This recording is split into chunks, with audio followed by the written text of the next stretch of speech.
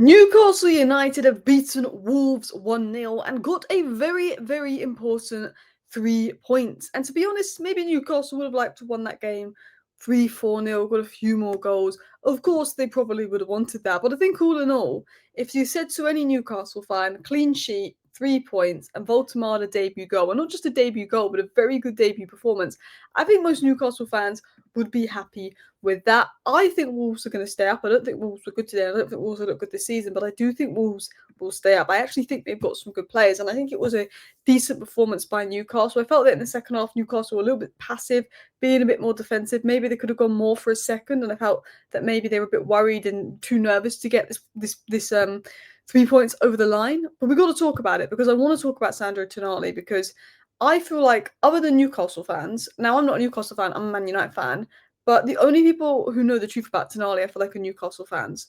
Everybody else is lying about how good he is. Tonali is world class, and I'm saying this as a Manchester United fan. I see Bruno Guimaraes get all this and that and this or that from mainstream media. Tonali, for me, has been better than Bruno Guimaraes the last few months.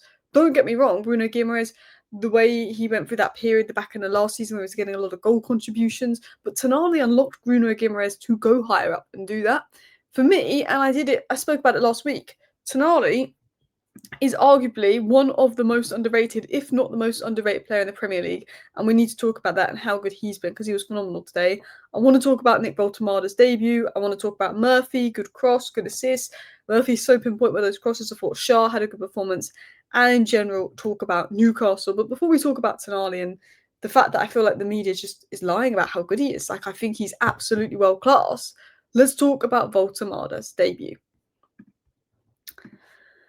So, Nick Woltemade scored the winner for Newcastle 1-0 up within 30 minutes of his debut. Now, the first thing about this is new striker, young striker, new league, goal on his debut, high price tag. That's so important because it takes the pressure off. Getting a goal on your debut, it just takes the pressure off. He goes 4, 5, 6. If he gets to 5, 6 games without a goal, there's talk about him, sorry. And people do not understand that that confidence when it comes to a striker is massive. Is massive. When it comes to environment and when it comes to confidence, that's what you need to be perfect to get the best out of your striker, especially as you're bringing in a younger striker from a different league, from a different environment. And I've always said this as a Man United fan. Højlund wasn't good at Man United, but we did nothing to help his confidence, and we did not create an environment or give him any service to thrive. And, this is why I was a bit reluctant about Man United spending that much money on Sesko, because I said we need an experienced, proven striker because we're not providing the environment or confidence for players to thrive. Now, what Newcastle have done is they give their striker service.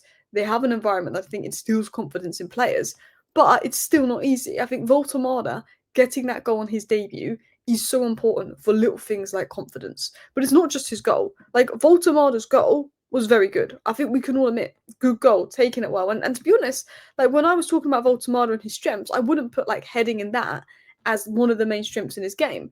But Newcastle lacked a focal point the first few games in the season. Woltemade brought that focal point. He brought a very good goal, but it was what he can do outside of his goal. What Woltemade can do, and what I spoke about in my review about Woltemade, is how good he is with his feet, how good his touches is, how good he is for a guy that is that tall, in small spaces, linking up play.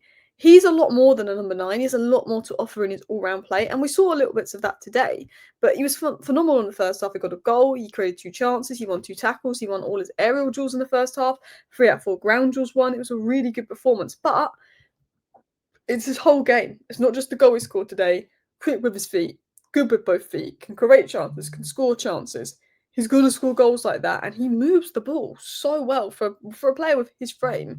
It's absolutely crazy. And I don't even think it was the finish that was impressing me the most today. I think it was how he's in a new league, he's in a new environment, and the duelling, it looked effortless. He didn't look out of place. He didn't look nervy. The duelling was there. The duelling was good. He was comfortable, and he just looked comfortable. And look, all you need is a good Jacob Murphy cross. That's what Jacob Murphy can do best. And yeah, it was a really, really strong performance. And I feel like Jacob Murphy's trademark is becoming putting in a good cross. Doesn't matter if Isak's not there, because Woltemade is there. So I thought it was a really impressive debut by Woltemade. I think he's more than just a goal scorer. I think he's someone, as I said, that can drop deep, that can link play, that can create chances. He's got quick feet. He's good on the ball. He's, like, for his size, very, very good. So That's one thing that stands out. And then other bits of him, I just think I think he's going to add bits to Newcastle, to their hold up, to, he's obviously quick, he can help in transition, but he's going to be able to drop deep, and he's going to hold up, and he's going to add to Newcastle's combination play. He's going to provide a focal point. And I think Newcastle versus Villa were quite good. I think Newcastle versus Liverpool were quite good. I didn't watch the third game versus Leeds. But in those two games I watched of Newcastle, if they had that focal point, that guy that could hold up the ball, that guy that they could cross the ball in the box to, they could have actually gone 1-0 up against Villa. I think Newcastle would have got 3 points against Villa had Woltemade been in the door for that game. Someone to cross the ball into the box to. I think Woltemade will bring a lot. And I think obviously Wissa is injured, but it's a good way for him to start. But obviously Wissa can take the pressure off. They can play together. I do think replacing Isak and Wilson with Wissa and Woltemade is really clever business. I don't know what the situation is on Vissa's injury, so you will have to keep me updated with that. But the guy I really want to talk about is Sandro Tonali. He is phenomenal. And I realised I hadn't actually shared my slides for Woltemade. But on Tonali, controlled the tempo, pressed well, linked defence to attack via passing, and covered ground like crazy. Tonali brings a lot on the ball. He brings a lot off the ball. He had that hit the post with a thunderbolt effort, covered a load of ground. Like, he does everything. He does everything. He's composed on the ball. He brings stability, and he's one of the most consistent midfielders in the Premier League. One thing about Sandro Tonali is he's been doing it for ages. Sandro Tonali came back from that ban.